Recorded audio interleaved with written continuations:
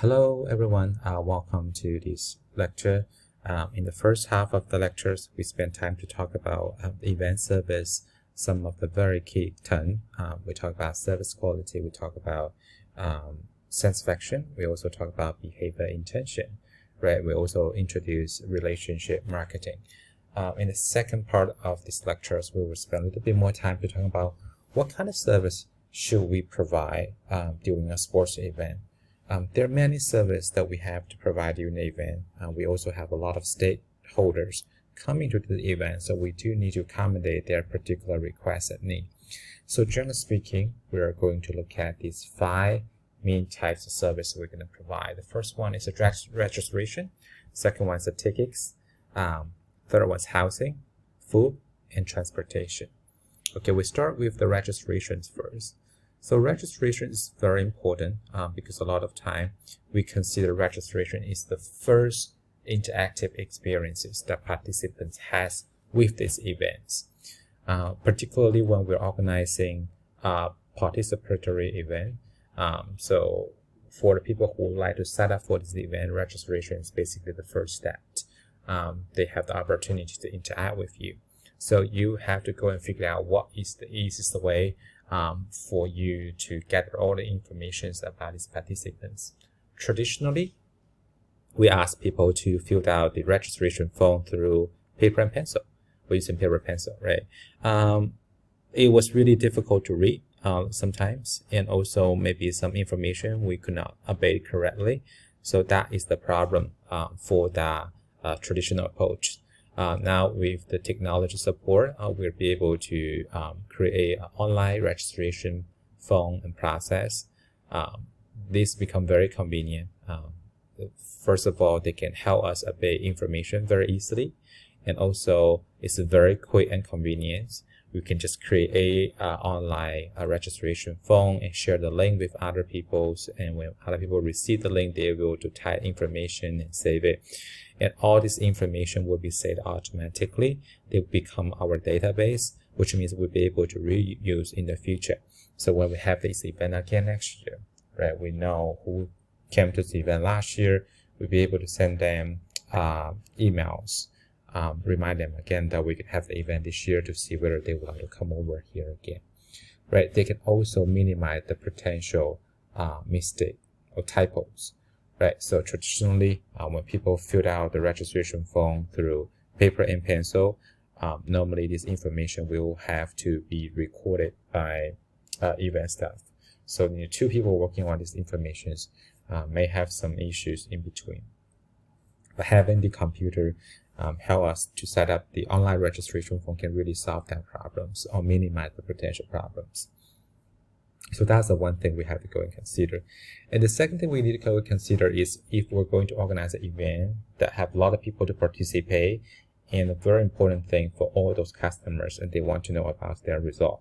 So if we'll be able to provide the result report, provide update result report, and also correct result to the customers, it's very, very important. Right now, a lot of events, particularly when you're participating in a marathon race, so they all have the website. Then you'll be able to check your names and put your some key information of you, and you'll be able to see your result right away after the race. So that's really helpful because people want to know about the time they complete the race. They want to share that information with other people. Being able to provide an update result report is also very important during these events. Okay, so that's the registrations and report service. Right, the second service we're going to talk about is about ticket sales. Ticket sales is very, very important, right? Effectiveness ticket sales to a sports event that require you have a very good sales and marketing strategies. So we need to take some time to do some research and to look at different options for types of ticket that can be used to sell the event. Generally speaking, we can classify different types of ticket into 4 types. One is called general admission, and the second one is a reserve and bar seating. The third one is a club seat, and the last one is luxury suites. Of course, based on the venue that you use, where some of the venue are fancy, have different types, different levels of C. You'll be able to sell tickets, so you can sell multiple different tickets based on the need, based on the facility that you're using. But there's two types of tickets. Maybe some students might have a question on. And the first one is general admissions, and the second one is the research seating. So what the difference between general admissions and research seatings? For the general admissions, they are able, the ticket purchasers, to occupy the seat based on first come first serve basis. So it only guarantee admissions, but they're not necessarily guarantee a special spot from which the fans can enjoy these events. I'll give you an example. Some of the students might be into a golf event. So when you into a golf event, so they normally give you tickets, right? Without C, without all the information. That means you'll be able to go to the golf course, but that's not C guaranteed. So what you have to do is you possibly walk around the golf course during the competition, work through the entire 18 hole, or if you prefer, watch the game in one particular hole, you can just stand there based on your interest. So those are like a general admission. That's pretty common when we're selling the ticket in golf. Sometimes tennis. I don't know how many of you have been to a tennis event. Tennis event, they normally have multiple different venue tennis courts. There are some tennis venues they're selling tickets with the C numbers, but they also have a lot of other smaller tennis court. They're lower levels of the player when they're playing, so you need to have the reserved seating, right? You just need to have a ticket. You can see anywhere you like, right? If you come here early, you can just have a better seat. If you come here late, possibly that you have no seat, you have to stand there to watch the competition, but they allow you, to really watch the competition, right? So this is about general admission. For the reserved seating, they basically guarantee the purchaser a specific seat locations. When you receive the tickets, you normally will see the sections, see the row, you see the seat numbers. They let you know where you'll be able to see, right, during the event. Nowadays, with the new technologies, we're using a lot of technologies to prevent duplications and counterfeiting of tickets. So those technologies, including barcode, is very, very common. We go to a professional sports event normally, so you have a barcode, you scan the barcode, and all the information have been recorded, right? So they know these tickets. The people who hold this ticket or purchase tickets are already here inside the stadium and the venues, right? So they also help you to record, who's here, who's not here, who purchased ticket but didn't come. So that's kind of important. Another one is using UV image, right? Using this UV image, they let you know whether there's a real ticket or not. And watermarks and stickers are also very common for people to use. The purpose for that is we try to prevent, those fake tickets. The people who having the fake tickets are also able to get access to stadiums. So this is about ticket sales. So the next one we're going to talk about ticket sales is very important, but how are we going to sell tickets? So the reason we always sell ticket early in advance to the events is because, first of all, they can really help to cover pre-event expenses, and also they can guarantee attendance, right? So that's why we try to sell tickets ahead of the games. So timing is everything. When is the good time for us to sell tickets? The expert always say, never be too early or not be too late. So the idea is we're going to sell tickets about 6 weeks before the event. So that 6 months before the events. It depends on the size of the events, right? If like the middle size of events, we sell the tickets 6 months before the events. That's actually a very good time for us to sell tickets. Too early, the problem is Some people might purchase a ticket a year ago, but they forgot, okay, we bought a ticket last year, and then we can go and watch the game. People might forget to use that tickets. And also, if you sell ticket too early, people will think, oh, this event will be hosted a year later. I possibly will not have time to go to the event a year later. So they might also impact your ticket sales. Too late could also become very risky, right? Because you possibly won't be able to sell enough tickets which you would need for the event revenue. We talk about ticket sales. It's one of the 4 main revenues in the sports industries, in the events in particular. But ticket sales, merchandise sales, sponsorship sales, and broadcasting rights sales is the 4 main revenue sources. Right. So finding a good time to sell tickets is very important. Of course, based on the size of the events. If you're hosting a big events like Olympic Games, FIFA World Cups, the ticket sales process is a lot more complicated, right? Because you have international visitors, so you can't just sell tickets 6 months ahead of the games. A lot of time you're gonna sell ticket about a year ahead of the games, because all these international travelers have to work on a lot of different issues. They will have to go and work on their traveling schedules, their flight tickets, the hotels, so a lot of different information they have to go and consider. So you're not going to sell this kind of major events that only 2 months before that happening, right? So that's kind of like a very important things you have to go and think about. So how should we sell tickets? Now we're using a lot of different kind of way that we can sell tickets. We normally will open the ticket office at the venue on the day of the sales throughout the entire events, right? So the most easiest way for people to go and buy a ticket is just like we have a ticket office inside the venues. People can come over, start over, and buy a ticket right away, which is also a very traditional way for us to sell tickets. And also another very common way that we're using right now is we're partnered with local business and try to distribute a ticket at their store. So they give more options for people to buy tickets, right? Using internet has also become very common right now. So people can buy the ticket directly from the events website, from a secondary ticket companies, like websites called Ticketmasters or some others, right? So those are also that we'll be able to collaborate with them. In addition to that, we also can sell the tickets through the local box office, something we call wheel card windows. What's a wheel card windows is like some customers, some fans, they buy a ticket online, but they won't be able to have the physical ticket, right? So they will have to go to the venue, go to the ticket office to pick up the ticket by themselves.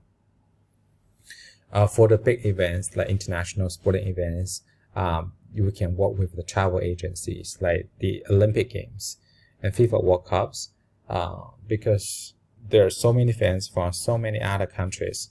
So FIFA's and also the Olympic Games organizing committee normally collaborate with some of the traveling agencies in that particular markets, and fans can buy a ticket directly through that markets, through their agencies. Right, so for instance, Tokyo Olympic Games this year, a lot of fans would like to buy tickets in the US. Of course, now Japan's does not allow international visitors, but traditionally, a lot of American Olympic fans, they really want to go and watch the games. So the most common way for them to buy tickets, they can buy the ticket directly from the travel agency. The travel agents, of course, they're not just selling ticket, right? So they also try to sell you the entire package, right? They sell you like 5 days package. You'll be able to watch some competition at the same time. You'll be able to go and visit some other places in Japan, right? So this is about ticket sales. In one of the situations that we have to deal with that happen very often is what if the tickets are not selling as well as planned, as well as we hoped. So there are 2 strategies we always use. One is we're going to reduce the inventory. The second one is we're doing the papering the house. So those strategies meaning we try to reduce potential financial loss if the ticket sales are slower than what we expect. In terms of the reductions of the inventory, that means that we're trying to keep small amount of the money on those house staff and allow them to purchase the tickets during these event days. And maybe they're able to keep their friends and family members to come here to watch the games. So that's one strategy. Sometimes we always do. Papering the house, that means we're trying to collaborate with the local business, maybe schools. We try to issue and distribute some of the tickets to them to fill this unsold seat. So that very common is that we give some tickets to our local schools and allowing the schools bringing some kids here to watch the games, right? So on one hand, that can really help you to show how much you care about the communities. On the other hand, they also made the event look better, right? Particularly when the event is being broadcasted on televisions. When a lot of fans find out that so many NTC, possibly they are not interested in coming this event because they think this event may not be that exciting. But if they see a lot of people here watching the competition, they can really help you possibly sell more tickets on the second day, on the third days after the events being broadcasted on televisions. Right? We're using papering the house. We have some advantage. We also have some problems. What the advantage for you is, although it seems like you lost some of the ticket revenues because you're giving ticket for free to special groups, organizations, but the audience will still possibly purchase merchandise products, buying concessions items, and spend money in parking, right? So you still be able to generate revenues for other resources. And also, a large crowd can create a lot more fans' excitements. They can really motivate athletes, of course, make sponsor happier, and also help the guests feel they're attending event of the sufficient importance to their time and interest. That will make the entire competition become very interesting. We talk about it's very good for TV broadcasting, with so many people coming to here watch the event. They may also let a lot of audience become very interesting to the competition. That's good for the events as well. But the potential problems, of course, for those people who spent money buying the ticket to come here watch the event, so they might be very frustrated if they know someone else come here for free, right? So how you can solve that problem? The very common way that we solve that problem is we try to give them some event souvenir, give them a little gift if they're not happy about it. So we just try to make sure their experience is very important to us. Okay, so this is about ticket sales, which is the second service that we need to go and provide in the event. So guest management is also not a very important thing that we have to consider. We have different stakeholders coming to this event. Some of them we consider them as a contract contributors, right? The sponsors, broadcast partners, business partners. So they work with us to make this event possible, and they help us to promote these events. So those are contract contributors. So for those contract contributors, a lot of things, a lot of requests they were asking for has been really included in the contract. So what we need to do is just try to implement these contracts and agreement that we have with them. We also have a lot of them, they're non-contract contributors, right? The local leaders and officials, and also anyone who offer gratitudes by the events organizers. So those are not contract contributors. So the thing they were asking for is kind of different. So we need to go and think about the demands of these different groups. We always try to, those particular guests, so we always try to do is we can reserve ticket to accommodate these guests, right? When they're coming to this event, we can give them some tickets with kind of like good seats, and also we give them welcome package.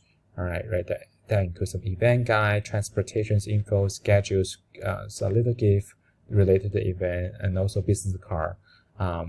Let them know that if they have any question or problem, they can reach out to us very easily. So this is how we normally manage particular guests who are come to these events. For all those guests, we say athletes obviously is most important resources for us. We always consider athletes is kind of like VIP for these events, because without those high-profile athletes, these athletes made this event possible.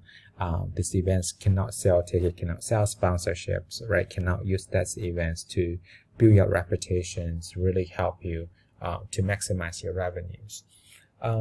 To accommodate these athletes, there are a lot of things that we need to consider. First of all, you have to consider about accommodation. Right now, if you're going to bid for the events, they always have a particular requirements in terms of what kind of accommodation do you have to provide to these athletes, to this official, to the coaches, coaching staff, right? So this accommodation is important. The second thing is we're going to provide healthy food, right? For all these athletes, of course, to perform really good, to show their best performance, they will need to eat something very healthy. You have to consider about their different interests. Some athletes may not eat meat, right? They're vegetarian, so you have to go and provide different types of options to them.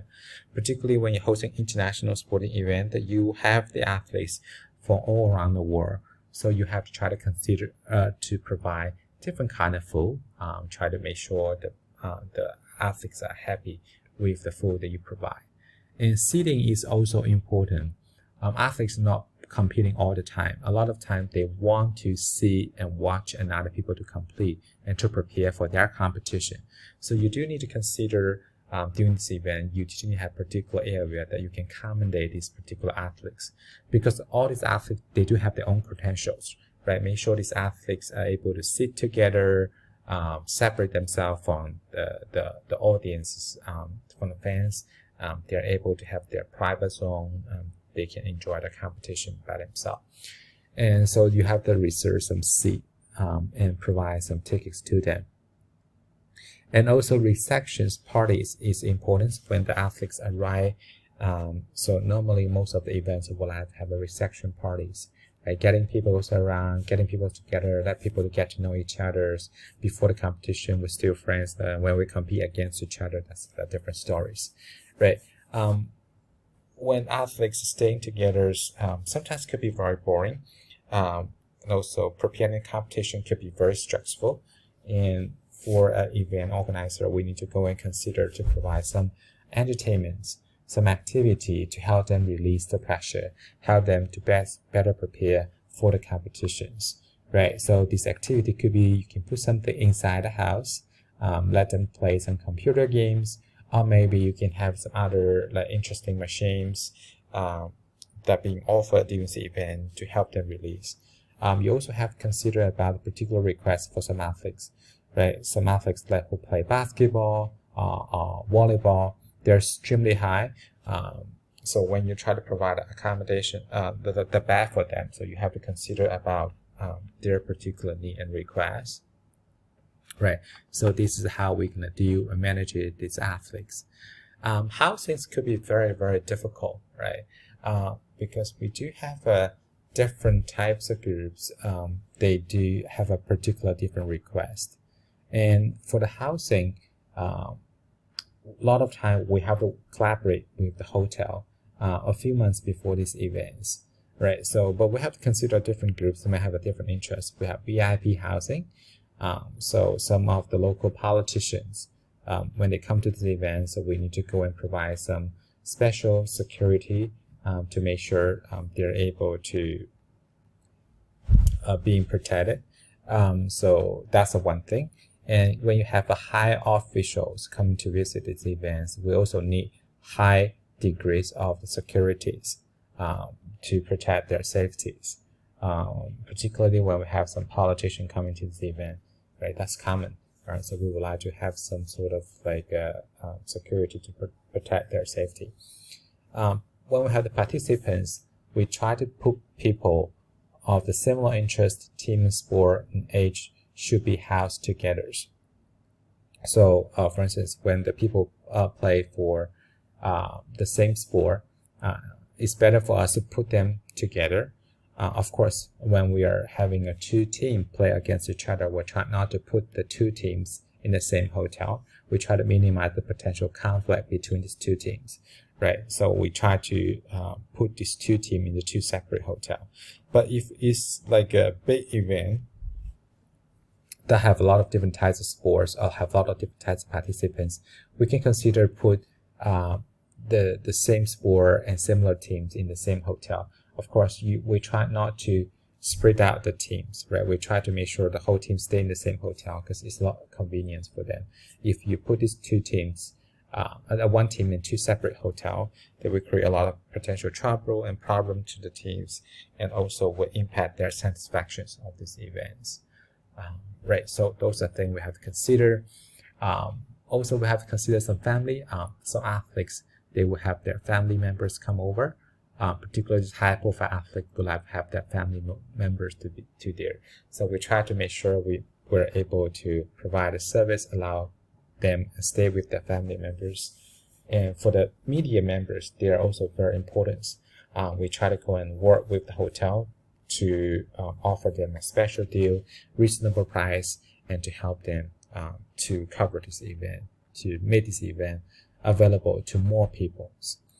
There are a lot of things to consider when it comes to selecting a hotel that we're going to label them as official hotel. Remember, when we talk about sponsorship, right, we talk about that's official supply of this hotel. We work with multiple different hotels.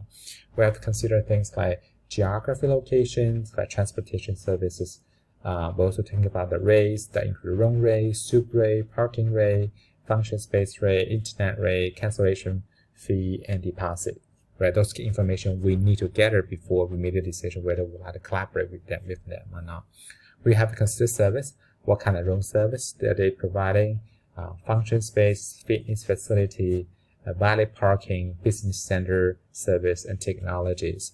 In room service, we also need to go and look at what kind of newspaper they've been distributed sometimes. Do they have a mini bar? Do they have a hotel TV channels? So that's kind of information that we need to gather before we make a decision about which hotel that we would like to work with. So we have to understand one thing is to book hotel could be one of the biggest risks because cancellation penalties could be varies. If we decided to book the hotel a year ahead of the competition, a lot of time we have to pay deposit, at least 10% to 20% of the deposit. This deposit normally is unrefundable, right? Particularly when you are having a lot of teams coming to this event. So you have to think about this deposit are unrefundable. And also, when the day very close to this event, the cancellation fee could be higher and higher. So if you're gonna cancel the fee, cancel all your contract with this hotel, like just maybe a month before this event, you possibly have to pay 80% or 90% of what the contract required to pay. So that's actually very important. So you have to make a decision, think about things very clearly, whether this is the hotel that you want to work with. So because when you decide to work with them, those all need to be in contract. You have to sign a contract with them. So for the hotel, they make sure we have the room available for you. When you have athlete official coming, we could accommodate them immediately, right? So that is a very, very important. So that's something you have to go and consider. It's about finding the accommodation for the athletes. So the next service is about food and beverage, right? Providing an ideal meal for the participants is very important. Many events, they have the meal functions for the participants, which might take place in host hotel and sports venue. That's very common. They say, we have the food that provided to the athletes. You could just have it at the hotel. Then this is something you also have to work with the hotel, right? Let them know what kind of meal that we're going to provide to the athletes. What's the budget we have? We're going to provide to the athletes. What's the budget for lunch? What's the budget for breakfast? What's the budget for dinners? What particular area where the athlete could have that meal? So that's kind of important. We also provide some concession operation during this event for the fans, that for people who come here watch this event, they possibly would buy some drink, buy some snacks, buy some other foods as well. The Fight Out sports event, the most popular food are soft drinks and hot dog and popcorn, right? Those are the most popular things. Easy to make, very convenient, and also very profitable. You'll be able to generate a lot of revenue from selling these things. That's something you can consider to provide. And the last service we have to talk about is about transportation. Transportation, that's like when the participants just arrive, we need to go and pick them up, right? So pickup service, there's a two strategy. One is called dump, another one's called trickle. So dumper is talking about customers are arriving around the same time. They all come here at the same time, so it's not easy for you to accommodate them. So you just need to have multiple buses waiting them, pick them up together, and send them to the hotel, right? So trickle is difficult, right? Particularly when you have athletes from all around the world. They come here to participate in this event because the flight, so they might come here at different time, different days. So you always need to send out someone else to pick up them at the hotel, at the airport. And also you need to have the bus and cars available, right? So for hosting a big event, a lot of time we have to work with the local police to clean the road, to make sure the athletes are able to arrive the hotel easily, and athletes are able to arrive the venues easily, try not to be late to the events, right? So a lot of time we also need to provide bus, we have some cars and vans, so based on the need and requirements. Some high-profile athletes, we also need to work with the potential sponsors to give them a private car. The car is particularly provided to them, and we have the driver there ready for him. If they need to use, we have something provided to them. So the last thing we're going to do is talk about, for all the competition, we want people to have a very good memory. So having a award ceremony is very, very important. Normally, award ceremonies is celebrated at the conclusions of the events. We have to think about how we're going to make the award ceremony unique. So in the award ceremony could held it in the hotel, could be held in venues. The very common is held in the venues, right? So sometimes they might include some dinners, entertainments, depends on the event that you're organizing. And you might have some bookcase, have some gift that you provide to people. Make the award ceremony pretty unique. Let's look at two examples. One of the example is the master. So master made the award ceremony pretty unique is because they create something called green jacket, right? So all the winners, they're able to have the green jackets. So that everyone can remember that moment, right? It's also become a tradition.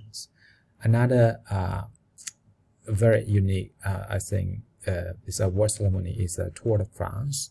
So you find out Tour de France, they have a yellow jersey and green jersey. So anyone, every day when he finishes the race, he's currently leading right now, so he's wearing 0 jerseys, right? Green jersey is who's climbing the mountain faster than the others, I think. For those races, they're wearing green jerseys. So the 0 jerseys also become a very tradition. Everyone know anyone who's wearing the 0 jersey today, that means he's currently leading in these competitions.